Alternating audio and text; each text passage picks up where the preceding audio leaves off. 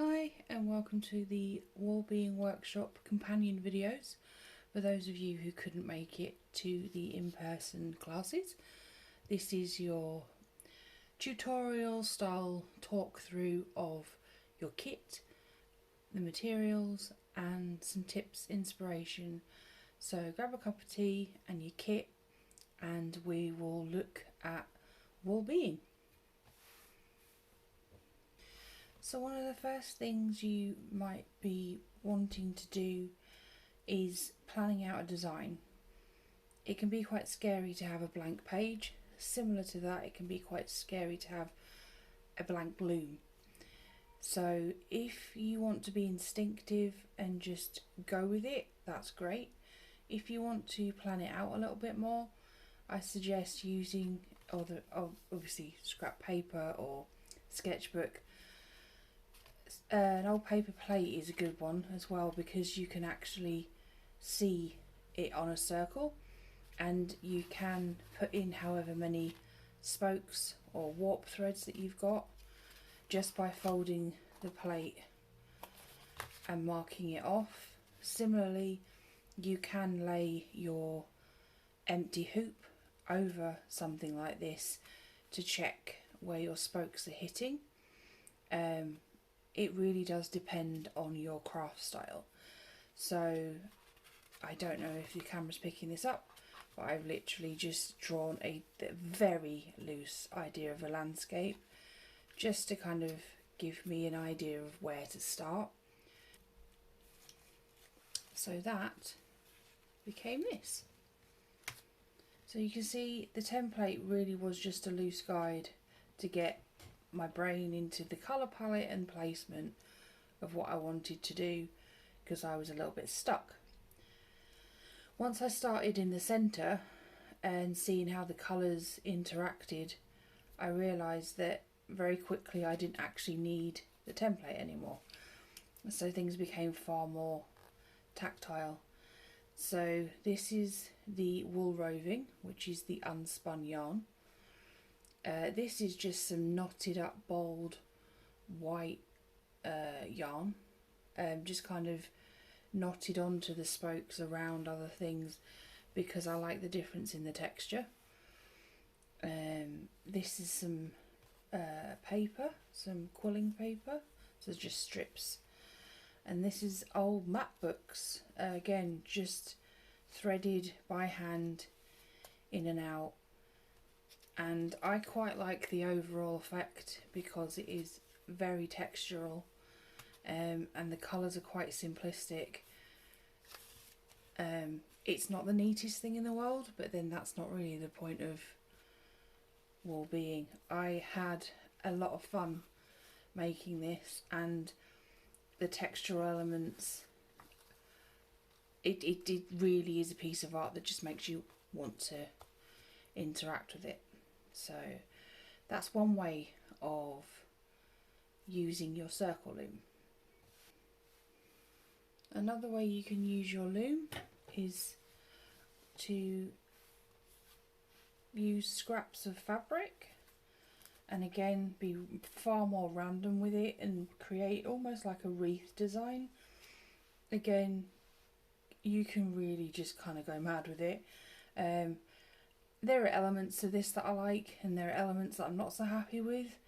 I think though if I continued working on it, I could probably make it better in my eyes, but I do quite like the denim. I like that the spokes are showing through here. I like the buttons for the again the texture. I really like the rough Hessian style open weave canvas. I just feel like there needs to be far more texture for me around the edges. I do quite like the craft paper. Again, tags and things like that are quite useful. You could add anything along here. You could even, you know, if it was for someone, write their name or do some art on there and weave it through. It really can be anything that you want it to be. So if you've used up all your elements in your first kit, or you stumbled across this video and have no idea what the kit is, or what Woolbeing is, this is for you. So circle loom can literally be any circle that has some structure. It can be with a hole in the middle, or it can be solid, and this can be cardboard. It can be an old lid from you know, sweets and stuff at Christmas. Just be careful when you're cutting things like that, because obviously the edges can be quite sharp, so maybe consider binding the edges with gaffer tape or masking tape. You could use, and obviously, the embroidery hoops, which are fairly cheap to pick up when we're allowed to sort of interact with people again. You could look in charity shops for things like that. You could also use florist's wire or the florist wreaths. Again, you can pick them up fairly cheaply online. These are really strong, and they're what are used in this one. It's because they're metal, they're super strong, so if you are wanting to make something that you could put outside, or it's going to be quite robust, I would suggest that. But these are very sharp. They're not made to be exposed, so you will need to wrap them. And now you want to turn it into a loom. So a loom, much like what you've probably seen in museums or history class, is a wooden frame, traditionally, with threads that are going this way, and then you create the texture and colour of the thread that goes this way. So what we're talking about here when we're creating it is we're actually creating a fabric, and all fabric is made up of warp and weft. Now, the way that I like to remember this is warp ends with a P, so that way, and weft ends in a T, so that way. So in terms of a circle loom, because we're not going that way, we are still doing straight lines, but they're fanned. So think of a sundial or a sunburst. So these become your warp threads, and what we're doing by weaving in here is we're creating the weft thread. So to make your chosen circle into a loom, you're going to want strong, non-stretchy,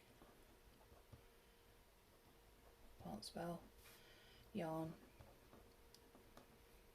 or string.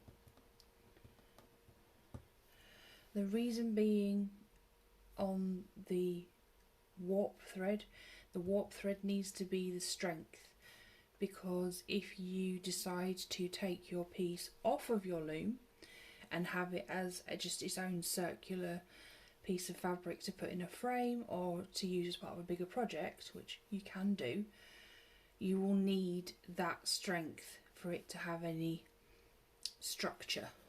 Otherwise it will just kind of fray and fall apart. So yeah, normally common or garden parcel string is great for this. So you can use your paper plate to mark off intervals, or you can use what I call the clock technique. So if you think about your circle, if you think that this is 12 and this is 6, so this is your centre of your clock, you want to be always passing through the centre. So you would tie something here, and then you would come down through the centre to 6, and then you would come, so if you've come under there, you want to come over the lip, and then you would come up to 11, under, and down to 5. And you keep going all the way round, making sure you're going in and out of the circle every time until you end up with something that looks like that. Now this will all be very messy. That's fine, it's meant to be. So as you come to you've got your right amount of spokes, you come to your last pass, just weave it in and out of here to make this tight, and then you will end up with your bicycle wheel, essentially. It doesn't matter how many spokes you have. Some people will tell you need to have an odd number. You don't necessarily, and at this stage I would say ignore that and just go with what's right, because you're learning and playing. If you're using an embroidery hoop, at this stage you could put your outer ring back on and tighten it up, which will in turn tighten your strings. If not, you can still play around with them, get them where you want them. You can then tape the edges if you wish. It's really not needed. Hello. Have you come to help? Yes. So, you've done all the hard prep work, and now you get the fun bit. I have a fairy helper here. She always tends to appear when the wool comes out. You can use regular yarn. Thank you, Pumpkin. You can use the unspun, what is called wool roving, which you would normally find for felting. Be warned, if you have pets, they will become your best friend when you're doing stuff like this. You can use thick odds and ends and scraps, thinner bits. You can even get creatively outside the box, if I can find the end, and use things like tape. Masking tape is really easy to work with, and you can really play with your textures and create something like quite thin, but it's quite malleable, so you can still thread that. Washi tape, if you've got lots of washi tape, a lot of the pound stores, or if you have stumbled across this and you're from the States, dollar stores will have cheap washi tape, which isn't always the best for sticking, but for things like this it's fantastic, because you can really make some cool textures. And if you were transitioning from something like that to something like that, it's quite fun. You could also potentially draw on that first or paint it. It really is a case of using whatever you happen to have on hand. In terms of tools, you don't really need anything apart from your digits. If you struggle a little bit with hand dexterity, when it's cold I tend to get hand cramps, so you can use crochet hooks just to help you navigate thinner yarn, or you know, when you're getting to the finer details, this can help with pokiness, technical term. You can also use darning needles or wool needles. Again, you can find these online. You can find big plastic ones, but they're really no point on them. They're blunt, so they're fine to have around. You'd really have to go some to, you know, stab yourself with that. But it will take most of the bigger yarns if you wanted to work that way. You can also, and you've got thread to do whatever you want to do. So I tend to keep mine in there like that, so I've got them to hand. The other thing you can do is use a piece of card or similar, just to, even an old glow stick, just to wrap around so you can weave in and out in place of what would be called a shuttle. So again, cannot stress this enough, you do not need expensive fancy tools, you do not need expensive fancy equipment or materials, even the loom. It is about making do out of what you have, and considering the situation we're all in currently, where we can't really go to all the stores we'd like to, and half the ones we can get to don't have everything because people have gone kind of ape for creative endeavours. This is a good way of just having 10-20 minutes, half an hour if you're lucky, to sit and enjoy some time out.